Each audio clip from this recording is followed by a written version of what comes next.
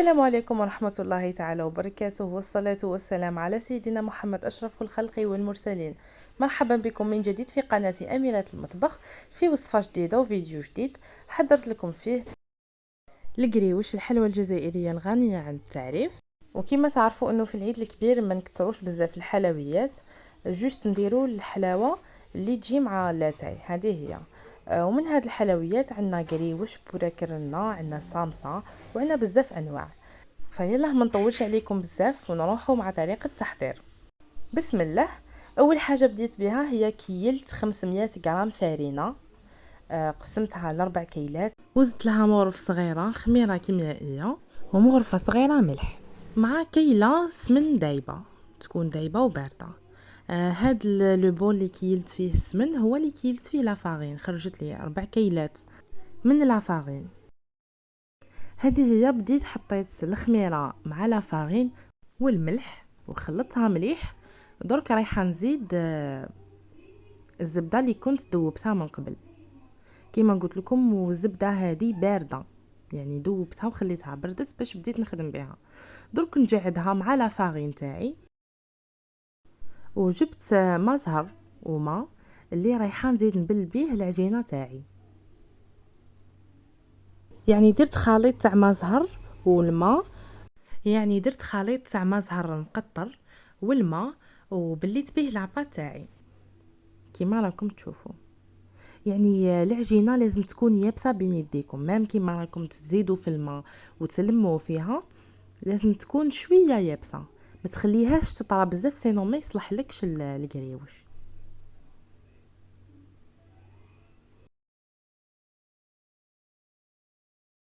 راني نزيد في الماء غير بشويه حتى نكمل كامل الكميه.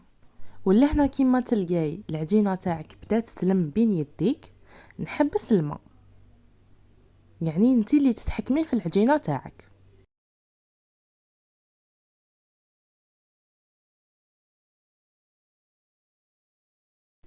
نكمل لم العجينه تاعي مليح باش نعرف لكان وصلت للقوام المطلوب.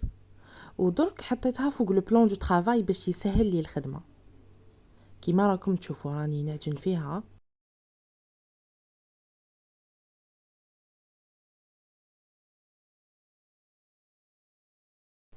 هكا نبقى بين يديا نعجن فيها ونلم او ميم طون.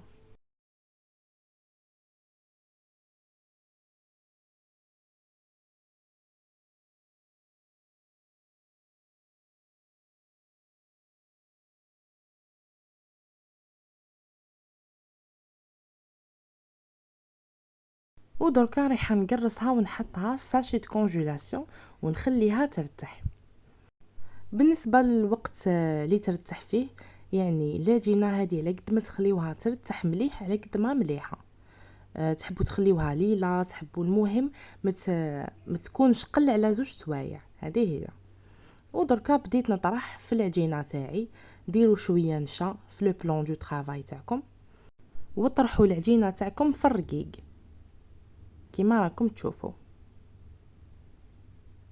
انا هنا ما درتش نشا خاطر العجينه تاعي كانت مليحه بزاف، على هذه بصح نتوما ننصحكم ديروا نشا. ونكمل نطرح مليح.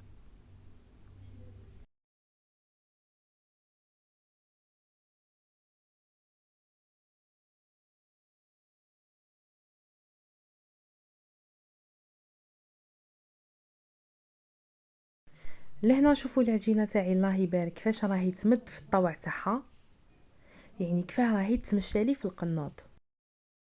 وهكا نكون وصلت للسمك اللي راني حابته لاباط تاعي. ونجو باش نشكلوا الحبات. اول حاجه نحيت هذاك الحرف اللي كان مشرشف، ونبدا نقطع في الحبات.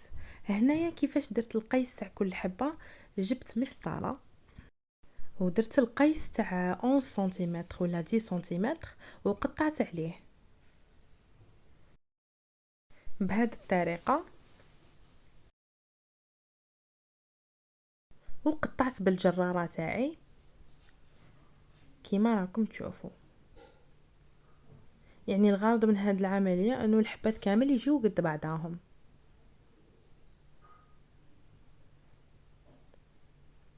بهذا الشكل. نفس الطريقه زدت قصت العرض تاعها ب 11 سنتيمتر وقطعت الحبه تاعي كيما راكم تشوفوا. وبالجراره بعد زدت قطعت الحبه تاعي لداخل بالطريقه اللي شفتوني بها. طبقت الحبه تاعي على الزوج، نعدلها مليح بين يديا كيما راكم تشوفوا، نبين التقطيعات تاعي بيان، ومن بعد نقطعها بالموس في الجنب التحتاني ونعقدها كيما الضفيره بهذه الطريقه. نعدل الجوانب تاعي مليح كيما راكم تشوفوا بيديا، نقطع هذاك الطرف الزايد اللي يكون مش معدول، ونكمل نعدل بيديا بهذا الشكل.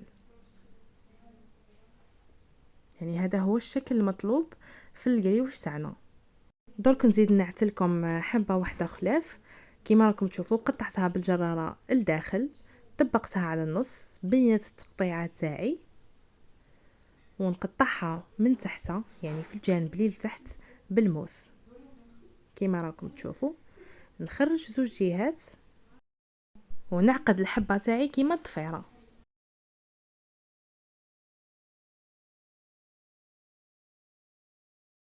نعدل الجوانب تاعي، نقطعهم بالموس ونزيد نعدل بيديا، وهكا تجي الحبه تاعي. درك نكمل كامل الكميه تاعي ونحطها في بلاطو، نغطيها بساشي باش ما تشيحش. اهم حاجه في العجينه هذه انكم تغطيوها، نتوما تخدموا نتوما تغطيو فيها بأون ساشي ولا بابي سيلوفان.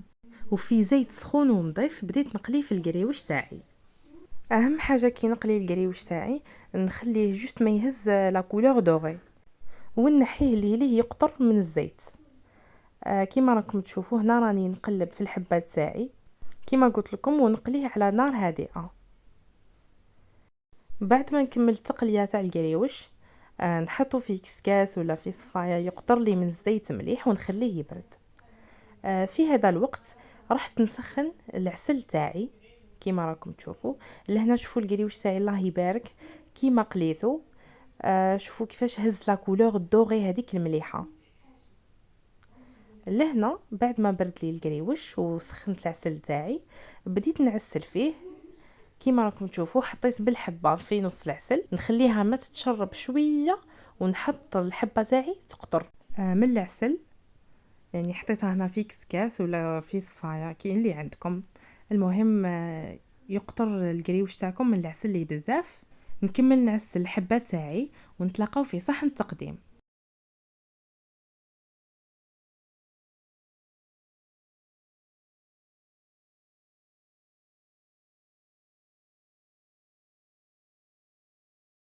ولا هنا بعد ما عسلت القريوش تاعي وزينته بالجنجلان، شوفوا الله يبارك كيفاش جات الحبه متحوفه وباهيه وبنا من فوق. يعني نتمنى انكم تجربوه وتردوا لي في لي كومونتير، خاصه انه الحلويات المعسله هذه تصلح بزاف في العيد الكبير يعني، وحاجه بزاف مليحه. كما قلت لكم القريوش تاعنا يتقدم مع لاتاي. وبصحتكم وصلنا لافين تاع لا فيديو. ما بقى لي غير نقول لكم بقاو على خير، نتلاقاو في فيديوهات اخرى. ما تنساوش تدعموني في قناتي اميرة المطبخ، وتبارطاجوا لا فيديو مع احبابكم مع صحاباتكم.